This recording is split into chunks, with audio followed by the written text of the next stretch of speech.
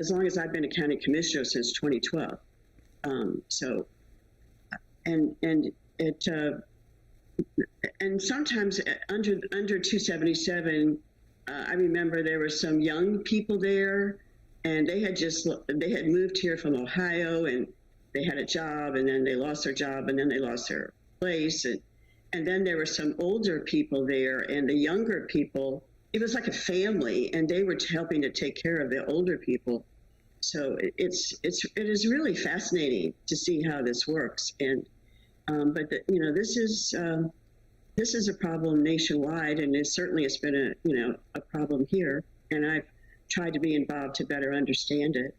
And as a person who has been involved for years now and has seen the problem through tough economic times, the pandemic, as we mentioned, what do you see as in an admittedly complicated issue, what do you see as a long-term solution to this? Well, I don't believe there's one solution.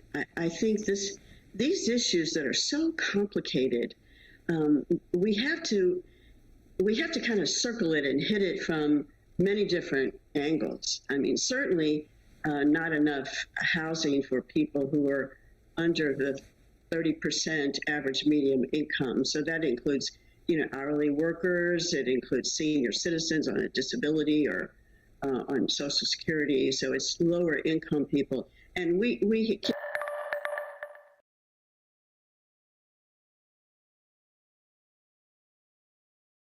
Ukraine. 11 months in which Ukrainian people have showed Putin and the world the full force of their courage and the indomitable determination to live free. And through every single step of this horrific war, the American people have been strong and unwavering in their support, and Democrats and Republicans in Congress have stood together. The United States has worked in lockstep with our allies and partners around the world to make sure the Ukrainian people are in the strongest possible position to defend their nation, their families, and against the truly brutal aggression of Russia. I haven't seen the likes of this in a long time. The United States and Europe are fully united. This morning, I had a long conversation with our NATO allies, German Chancellor Scholz, French President Macron, Prime Minister Sunak, and the Italian Prime Minister Meloni, to continue our close coordination and our full support of Ukraine. Because you all know I've been saying this for a long time. The expectation on the part of Russia is we're going to break up. We're not going to stay united.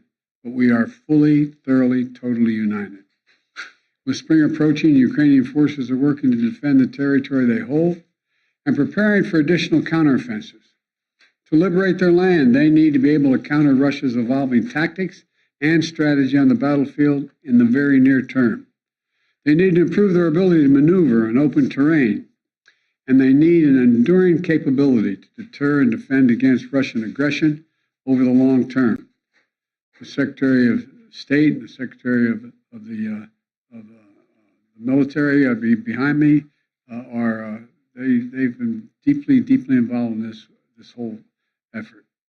Armored capability, as General Austin will tell you, has been critical. That's why the United States has committed hundreds of armored fighting vehicles to date, including more than 500 as part of the assistance package we announced last Friday. And today I'm announcing that the United States will be sending 31 Abrams tanks to Ukraine, the equivalent of 1 Ukrainian battalion. Secretary Austin has recommended this step because it will enhance the Ukraine's capacity to defend its territory and achieve its strategic objectives. The Abrams tanks are the most capable tanks in the world. They're also extremely complex to operate and maintain. So we're also giving Ukraine the parts and equipment necessary to effectively sustain these tanks on the battlefield. When we'll begin to train the Ukrainian troops on these issues of sustainment, logistics, and maintenance as soon as possible. Delivering these tanks to the field is going to take time. Time that we'll use to make sure the Ukrainians are fully prepared to integrate the Abrams tanks into their defenses. We're also closely coordinated this announcement with our allies. The American contribution will be joined by an additional announcement, including that will be readily available and more easily integrated for use in the battlefield in the coming weeks and months from other countries. I'm grateful to Chancellor Scholz for providing German Leopard 2 tanks and will lead an effort to organize a European contribution of 2 tank battalions for Ukraine. I want to thank the Chancellor for his leadership and his steadfast commitment to our collective efforts to support Ukraine. Germany has really stepped up. The Chancellor has been a strong voice for unity, a close friend, and for the level of effort we're going to continue. Supporting Ukraine's ability to fight off Russian aggression to defend its sovereignty and territorial integrity is a worldwide commitment. Not just look, it's a worldwide commitment. Last week, in Germany, Secretary Austin convened the Ukraine Defense Contact Group for the 8th time.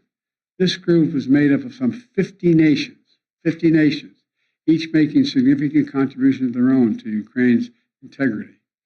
Each fully committed to making Ukraine remain strong and independent and able to defend itself against Russian threats and violence. I want to thank every member of that coalition for continuing to step up. The UK, the United Kingdom, recently announced that it's donating Challenger 2 tanks to Ukraine. France is contributing AMX-10s, armored fighting vehicles. In addition to the Leopard tanks, Germany, like the United States, Germany is also sending a Patriot missile battery. The Netherlands is donating a Patriot missile and launchers. France, Canada, the UK, Slovakia, Norway, and others have all donated critical air defense systems to help secure Ukrainian skies and save the lives of innocent civilians who are literally the target of Russia's aggression. Poland is sending armored vehicles. Sweden is donating infantry fighting vehicles.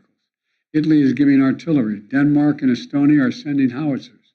Latvia is providing more Stinger missiles. Lithuania is providing anti-aircraft guns. And Finland recently announced its largest package of security assistance to date. You may remember I was asked a while ago what I think was going to happen. And I said, I let Putin know. He thought that he was going to end up with the Finlandization of Europe. Well, he's got the NATOization of Finland. He's gotten something he never intended. Together with our allies and partners, we've sent more than 3,000 armored vehicles, more than 8,000 artillery systems, more than 2 million rounds of artillery ammunition, and more than 50 advanced multi-launch rocket systems, anti-ship and air defense systems, all to help counter Ukraine's brutal aggression that's happening because of Russia. And look, today's announcement builds on the hard work and commitment from countries around the world, led by the United States of America, to help Ukraine defend its sovereignty and its territorial integrity. That's what this is about, helping Ukraine defend and protect Ukrainian land. It is not an offensive threat to Russia. There is no offensive threat to Russia. If Russian troops return to Russia, they'll be there where they belong. This war would be over today. That's what we all want, an end to this war in just and lasting terms. You know, our teams do not permit one nation. We're not going to allow one nation to steal a neighbor's territory by force. Our terms that preserve Ukraine's sovereignty and territorial integrity and honor the UN Charter. They're the terms we're working on. And you know, these are the terms we all signed up for, and 143 nations voted for in the United Nations General Assembly last October. So, the United States, standing shoulder to shoulder with allies and partners, is going to continue to do all we can to support Ukraine. Putin expected Europe and the United States to weaken our resolve. He expected our support for Ukraine to crumble with time. He was wrong. He was wrong. He was wrong from the beginning, and he continues to be wrong. We are united. America is united, and so is the world. We approach the one-year mark, as we do, of the Russian full-scale invasion of Ukraine. We remain united and determined as ever in our conviction and our cause. These tanks are further evidence of our enduring, unflagging commitment to Ukraine and our confidence in the skill of the Ukrainian forces.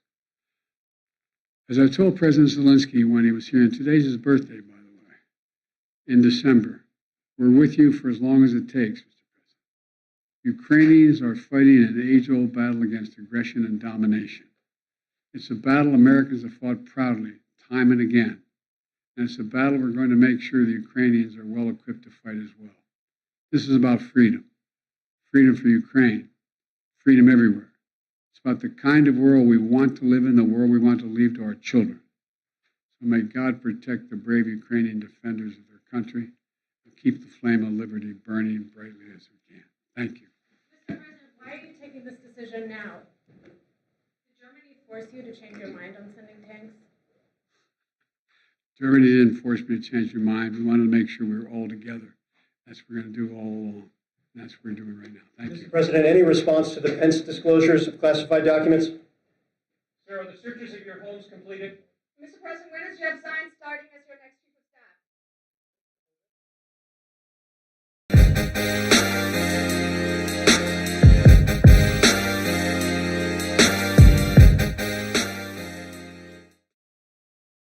We begin here tonight with that jury selection. It continues in the double murder trial of Alec Murdaugh. We are seeing video of him arriving at the Colleton County Courthouse in Walterboro, South Carolina. This is from today. The disbarred attorney is accused of shooting and killing his wife and son in 2021. Now, we're told the jury selection process could last several days, and then, of course, testimony beginning after that. Murdaugh does face life behind bars if convicted. So this trial, Vanessa, of course, has drawn a lot of attention over the past few years. Many people nationwide and really here in the Carolinas